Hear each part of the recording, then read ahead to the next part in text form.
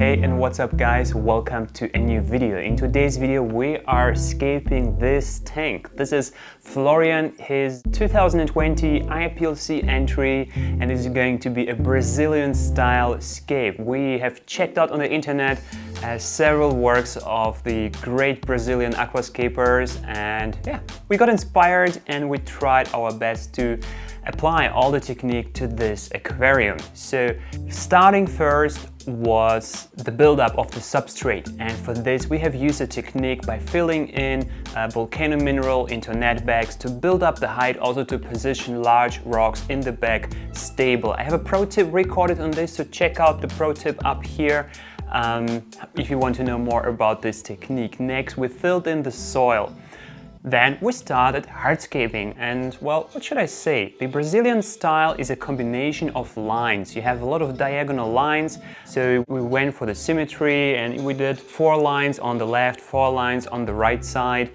And to do so, it is a lot of trial and error, and basically our first try was we went just by our eyes. And because this is a IAPLC entry, this is a pro tip, like a bonus tip here in this video for you. If you want to make sure that your tank is going to look good afterwards on photo, then always kind of check the position of the hardscape through the lens, through the camera, like the camera I'm looking at right now. And you can even use a HDMI cable and connect the camera to a flat screen, to your TV, so you can constantly be checking how it is looking on camera. Because sometimes with our eyes we see like in 3D, specifically the rocks in the foreground of the aquarium. With our eyes we aligned them nicely, and on camera it was looking just weird, and then we kind of corrected it how it should look nice on camera, and it turns out right now they're almost parallel to the front glass. Looks a little bit weird in person, but on camera and afterwards on the picture, the submission for the contest, it is going to look just right. So we played around, and the basic structure is, you know, we have diagonal lines, and we have the main lines kind of in the mid of the aquarium. With the big stone. This is maybe a little bit unusual for the Brazilian style. It's a little bit like almost iwagumi, and we even glued 2 rocks together with a cigarette filter and super glue technique. I have a video about this if you want to check out how it works in detail. So this is a very dominant piece, and then we have like, I don't know, like circles, you know, like expanding from that point to the front, and the same on the left side. Finally, we worked on the middle section of the aquarium. Again, by checking on camera, certain rocks were repositioned or just swapped because they weren't looking out perfectly.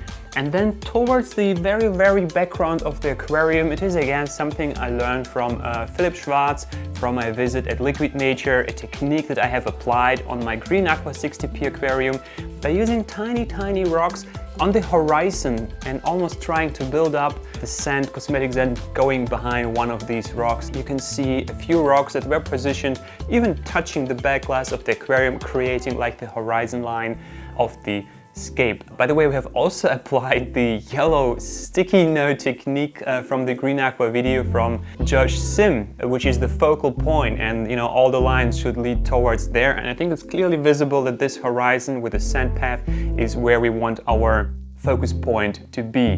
Then we started thinking about where is the sand path going to be, and well, it's very bright in the foreground and becomes very narrow towards the bag and is twisted in between the rocks, which makes the whole composition look more deep.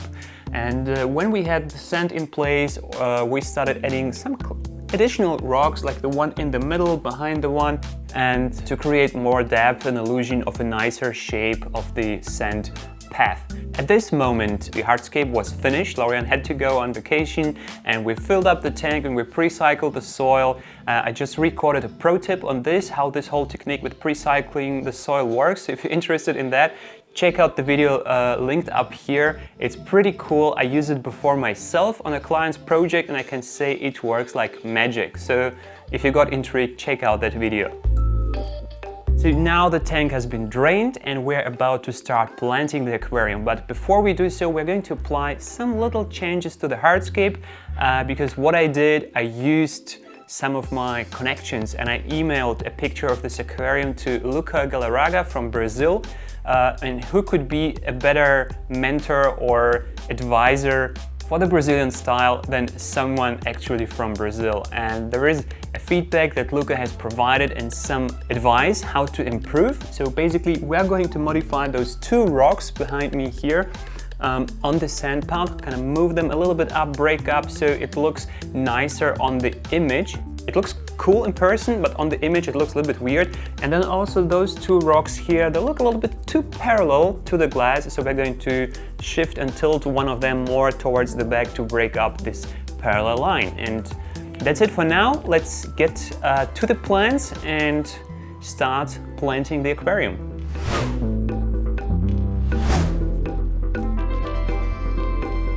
As you can see now, the aquarium is already planted and we are in the process of filling up the tank. But let's go back in time and recap how the tank was planted. For a traditional Brazilian style, you need a lot of stems. We really used a lot of them in the background, but first we started with a foreground and we kind of tried to secure the sand path in the middle. Before we did so, we sprinkled a little bit more sand on the soil areas. And this is like a pro tip I think Dave Chow, Josh Sim and even Andre Baumann shared in their workshops. And basically the tip is here to cover up some of the soil with additional cosmetic sand and then plant through the sand into the soil. First of all, it helps prevent the sand and soil mixing up, because where is sand, the soil is kind of invisible. Further, the sand kind of blocks some of the nutrients of the soil, keeps it down there, so probably less ammonia in the water. But we're not going this far. I may do an extra pro tip on this one. Anyway, so that's what we did. We sprinkled some extra sand and then we started planting with all the small carpeting plants.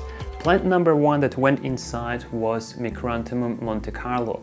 It was mainly planted in the front here and the same on the other side, as well as on the same areas all the way along the sand path, literally until the mid of the aquarium, always where sand and soil were blending into each other, we have planted Monte Carlo.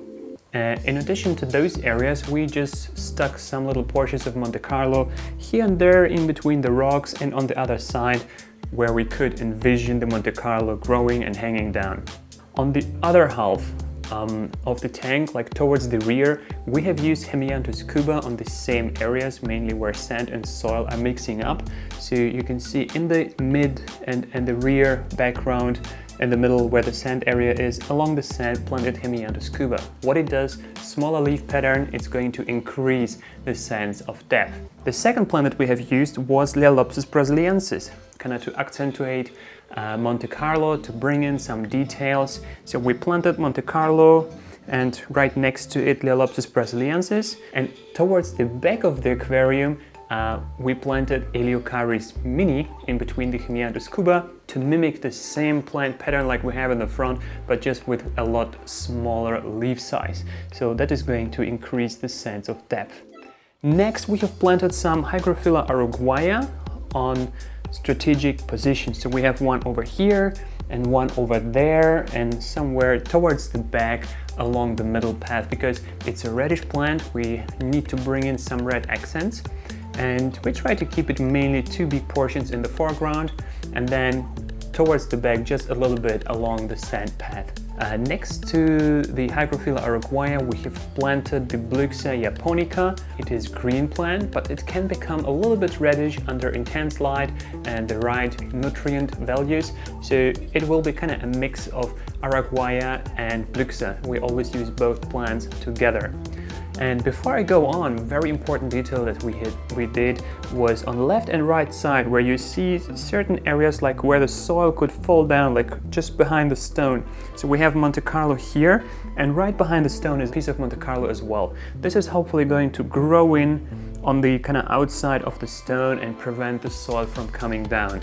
After the foreground and midground plants were in place, we started planting the stems in the back. And to do so, we created a plant mat. For this, we used little pieces of paper with the stem plant names and yeah, some sort of like cocktail sticks or toothpicks, and then we inserted them and we tried to map out on the wet soil where this plant is going to sit. And the idea was to have a really big, or the main patch of Rotala atra behind the big stone, like somewhere over here is going to be the main Rotala atra.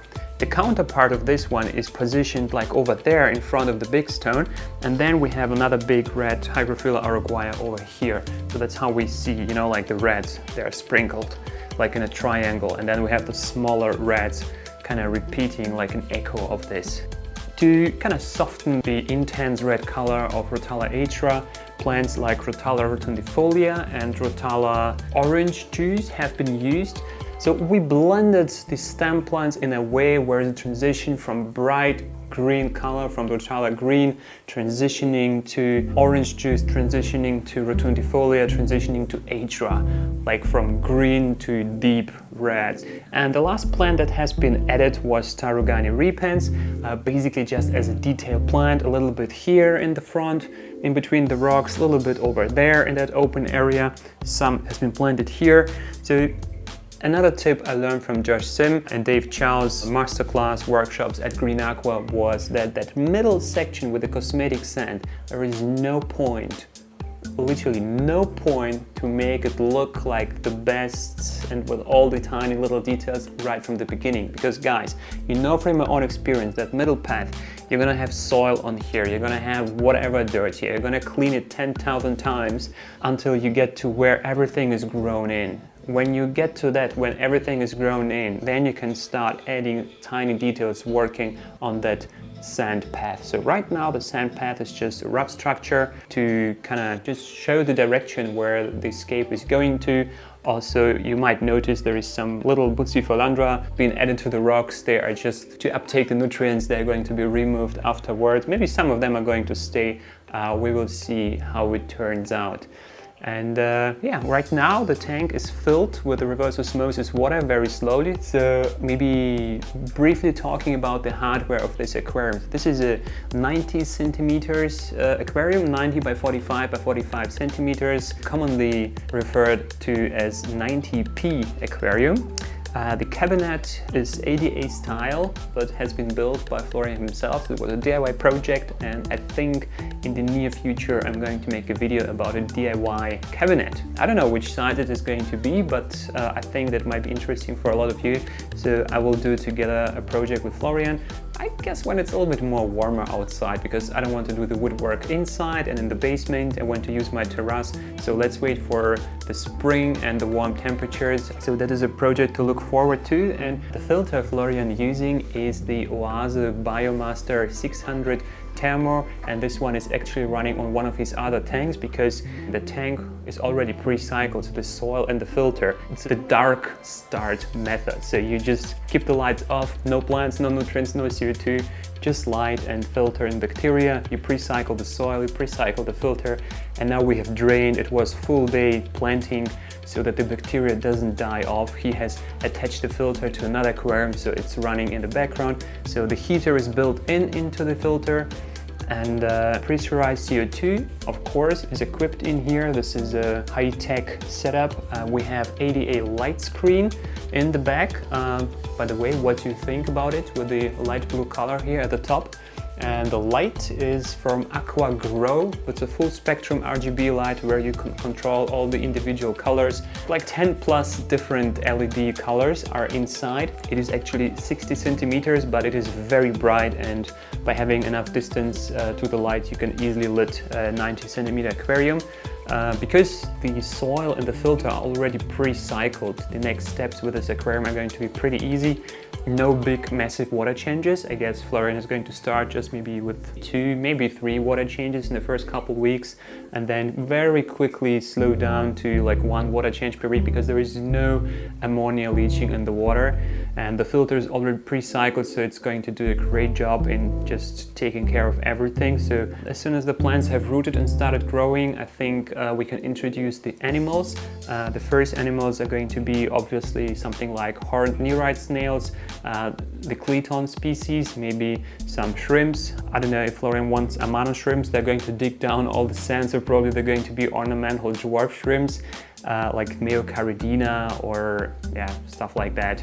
But fish-wise, we've been talking before which fish to put inside this tank, and this is my call to action for you guys. Let me know, and Florian as well, he's going to have a look on the comments, which fish would you put inside this aquarium. Just keep in mind, it is soft water, it is quite open, there is no shelter for the fish to like hide underneath. It's going to be very bright and open, and because it's Iwagumi style, we need fish that's cool nicely together and have this kind of stream body shape. So yeah, just drop a comment down below which fish you would put inside considering these variables. And if you like this video, please subscribe to my channel, hit the like button if you want, smash the notification bell, and I'm gonna see you in the next one. I guess it's going to be the sort of a month, 2 month, 3 months update of this tank, maybe adding the fish in between. We will find out. See you soon.